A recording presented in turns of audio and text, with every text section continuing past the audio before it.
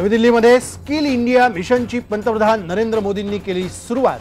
2022 पर्यंत 50 कोटी लोकांना रोजगार देण्याची योजना।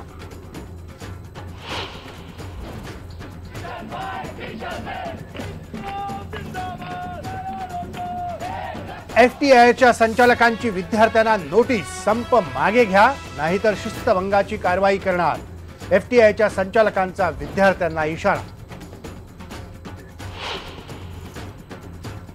नरेंद्र दाभोलकरांच्या हत्येचा तपास कोर्टाच्या देखरेखीखाली व्हावा, हमीद दाभोलकर यांनी केली कोर्टात याचिका दाखल।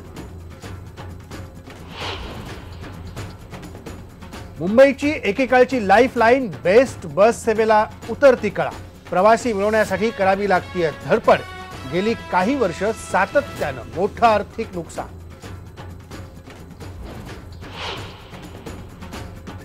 ठाणे जिल्ह्यातल्या 5 महापालिकांच्या क्षेत्रात होतोय नागरिकांच्या जीवाशी खेळ। महापालिका क्षेत्रात सोडलेलं सांडपाणी थेट जातंय नदी आणि खाडीत। प्रशासनाचं मात्र अक्षम्य दुर्लक्ष।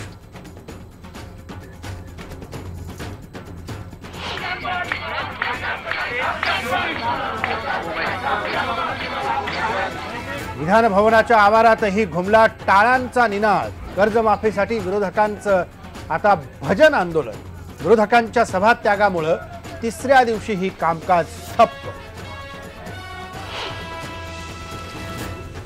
आणि बाजीराव मस्तानीचा पहिला लुक आज प्रसिद्ध।